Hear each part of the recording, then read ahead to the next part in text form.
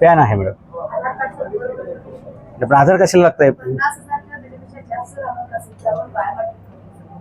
पण मॅडम ही financial transaction आहे, याच्यामध्ये पॅन कार्ड आहे, आधार कार्ड आणि फायनान्शियल नाही. पण बायोमेट्रिकचा काय संबंध? मी पॅन कार्ड दिलं, माझा नंबर आला, इज ओके.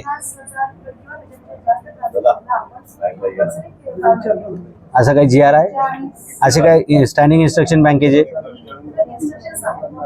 दाखवा बरं मला, कारण कुठे मला आधार कार्ड असं विचारलेलं नाही कोणी. नाही, गाडीत आहे, पुढे मारलाय ना फ्रंटला मॅडम. हां,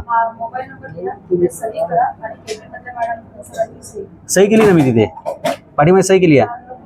ठीक आहे, पॅन नंबर हे घ्या, नाही तुम्हीच, मी इथेच करून देतो की. कोणाकडे? कोण आहे केबिन मध्ये? केबिन मध्ये कोण आहे? मॅडम तर नाही जात आहेत. हां, हो, ओके. कोण सर आहेत बाबा? म्हणजे बघ, आधार कार्ड दिलं नाही ना की ऑथराईज करून आणणार. वा रे वा. म्हणजे बँकेत आल्यानंतर आधार कार्डचा काय संबंध आहे पॅन कार्ड असल्यानंतर? हॅलो, पॅन कार्ड आहे, आधार कार्ड लागेल का 2 लाखाची कॅश विड्रॉ करायला? मग मॅडम कशा मला म्हटलं की तुम्ही आधार कार्ड पण द्या म्हणून? कारण फायनान्शियल ट्रान्झॅक्शनला पॅन कार्ड इनफ झालं ना. म्हणजे डबल डॉक्युमेंटेशन कशाला? माणसाला चक्कर मारायला लावायची का?